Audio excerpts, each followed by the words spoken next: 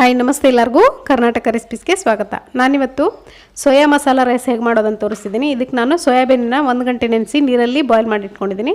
ಮಸಾಲೆಗೆ 1 tea ಸ್ಪೂನಷ್ಟು ಜೀರಿಗೆ powder, 1 tea ಸ್ಪೂನಷ್ಟು ಧನಿಯಾ, 1 ಟೀ ಸ್ಪೂನಷ್ಟು ಗರಂ ಮಸಾಲ, ಅಚ್ಕಾರದ ಪುಡಿ 1 ಟೇಬಲ್ ಸ್ಪೂನು, ಅರ್ಧ ಟೀ ಸ್ಪೂನಷ್ಟು ಅರಿಶಿನ ಮತ್ತು ರುಚಿಗೆ ತಕ್ಕಷ್ಟು ಉಪ್ಪು. ಶುಂಠಿ ಬೆಳ್ಳುಳ್ಳಿನ ನಾನು 1 ಇಂಚಿನಷ್ಟು ಶುಂಠಿನ ಸಣ್ಣದಾಗಿ ಕಟ್ ಮಾಡಿ ಇಟ್ಕೊಂಡಿದ್ದೀನಿ. ಒಂದು 4 ಎಸಳು ಬೆಳ್ಳುಳ್ಳಿನ ಕೂಡ ಸಣ್ಣದಾಗಿ ಕಟ್ ಮಾಡಿ ಇಟ್ಕೊಂಡಿದ್ದೀನಿ. 1-2 ಹಸಿಮೆಣಸಿನ್ಕಾಯಿ, ಆಮೇಲೆ ಕ್ಯಾಬೇಜ್ನ ಸಣ್ಣದಾಗಿ ಕಟ್ ಮಾಡಿ ಇಟ್ಕೊಂಡಿದ್ದೀನಿ ಒಂದು ಅರ್ಧದಷ್ಟು, ಆಮೇಲೆ 1 ಈರುಳ್ಳಿನ ಸಣ್ಣದಾಗಿ ಕಟ್ ಮಾಡಿ ಇಟ್ಕೊಂಡಿದ್ದೀನಿ, ಕೊತ್ತಂಬರಿ ಸೊಪ್ಪು, ಟೊಮೆಟೊ 1 ತೊಗೊಂಡಿದ್ದೀನಿ, ಆಮೇಲೆ ಕ್ಯಾಪ್ಸಿಕಮ್ನ ಈ ಥರ ಉದ್ದುದ್ದಕ್ಕೆ ಕಟ್ ಮಾಡಿ ಇಟ್ಕೊಂಡಿದ್ದೀನಿ. ಕೊನೆಯದಾಗಿ ವಿನೆಗರ್ ಬೇಕಾಗುತ್ತೆ. ವಿನೆಗರ್ ಬದಲಿಗೆ ನೀವು ನಿಂಬೆಹಣ್ಣನ್ನು ಕೂಡ ಯೂಸ್ ಮಾಡ್ಬೋದು. ಇವಾಗ ಮಾಡೋದು ನೋಡೋಣ. ಒಂದು ಪಾತ್ರೆಗೆ 3 ಟೇಬಲ್ ಸ್ಪೂನಷ್ಟು ಎಣ್ಣೆ ಹಾಕ್ಕೊಂಡು ಬಿಸಿ ಮಾಡ್ಕೊಳ್ಳಿ. ಇದಕ್ಕೆ 1 ಟೀ ಸ್ಪೂನಷ್ಟು ಜೀರಿಗೆ ಹಾಕ್ಕೊಳ್ತಿದ್ದೀನಿ. ಜೀರಿಗೆ ಆಪ್ಷನಲ್ಲು, ಬೇಕಿದ್ದರೆ ಹಾಕ್ಕೊಳ್ಳಿ.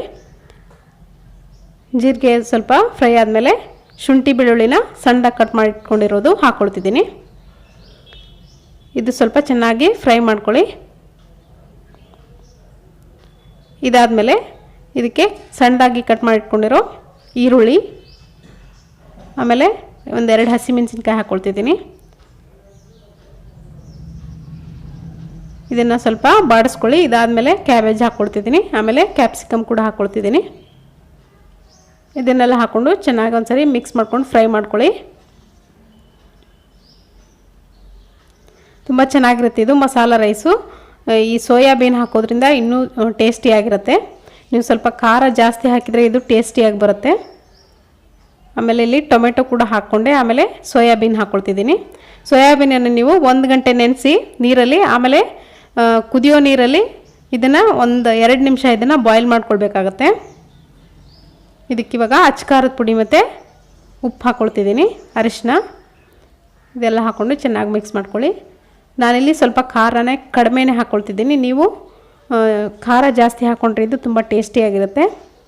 ಇವಾಗ ಜೀರಿಗೆ ಪೌಡ್ರು, ಧನಿಯಾ ಪೌಡ್ರು, ಗರಂ ಮಸಾಲ, ಇದನ್ನೆಲ್ಲ ಹಾಕ್ಕೊಂಡು ಮಿಕ್ಸ್ ಮಾಡ್ಕೊಳ್ಳಿ.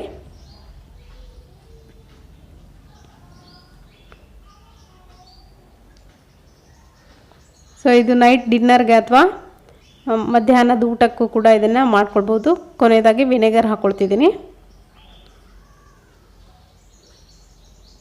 ನೀವು ಬೇಕಿದ್ದರೆ ಸೋಯಾ ಸಾಸ್ ಕೂಡ ಹಾಕ್ಕೊಳ್ಬೋದು.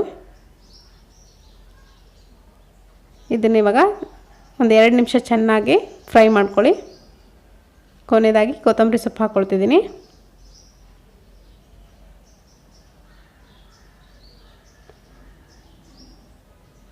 ಸೊ ನೋಡಿ, ಇದು ಇವಾಗ ರೆಡಿಯಾಗಿದೆ. ಇದಕ್ಕೆ ನಾನು 1-2 ಬೌಲ್ನಷ್ಟು ಅನ್ನ ಮಾಡಿಕೊಂಡು ಇಟ್ಕೊಂಡಿದ್ದೀನಿ.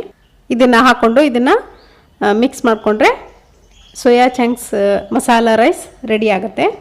ತುಂಬ ಟೇಸ್ಟಿಯಾಗಿರುತ್ತೆ ಇದು. ಇದನ್ನು ಚೆನ್ನಾಗಿ ಒಂದ್ಸರಿ ಮಿಕ್ಸ್ ಮಾಡ್ಕೊಳ್ಳಿ.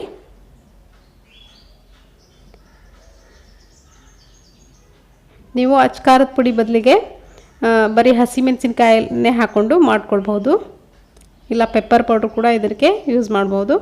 ತುಂಬ ಚೆನ್ನಾಗಿರುತ್ತೆ ನೋಡಿ. ಇವಾಗ ಚೆನ್ನಾಗಿ ಮಿಕ್ಸ್ ಮಾಡ್ಕೊಂಡಾಗಿದೆ. ಕೊನೆಯದಾಗಿ ಸ್ವಲ್ಪ ಕೊತ್ತಂಬರಿ ಸೊಪ್ಪು ಹಾಕ್ಕೊಂಡು ಇದನ್ನು ಸರ್ವ್ ಮಾಡ್ಕೊಳ್ಬೋದು. ನೋಡಿ, ಇವಾಗ ಸೋಯಾ ಚಂಕ್ಸ್ ಮಸಾಲ ರೈಸ್ ರೆಡಿಯಾಗಿದೆ. ನಾನಿವಾಗ ಇದನ್ನು ಸರ್ವ್ ಮಾಡ್ಕೊಳ್ತಿದ್ದೀನಿ. ಸೊ ನೀವು ಕೂಡ ಇದೇ ಥರ ಮಾಡಿಕೊಂಡು ನೋಡಿ, ತುಂಬ ಚೆನ್ನಾಗಿರುತ್ತೆ. ಇವತ್ತಿನ ಈ ರೆಸಿಪಿ ಇಷ್ಟೇ. ಈ ರೆಸಿಪಿ ನಿಮಗೆ ಇಷ್ಟ ಆಗಿದರೆ ದಯವಿಟ್ಟು ಒಂದು ಲೈಕ್ ಒತ್ತೋದನ್ನು ಮರಿಬೇಡಿ. ಹಾಗೆ ನಿಮ್ಮ ಫ್ರೆಂಡ್ಸ್ಗಳ ಜೊತೆಗೆಲ್ಲ ಶೇರ್ ಮಾಡ್ಕೊಳ್ಬೋದು. ಕೊನೆಯದಾಗಿ ಸಬ್ಸ್ಕ್ರೈಬ್ ಆಗೋದನ್ನು ಮಾತ್ರ ಮರಿಬೇಡಿ. Thank you.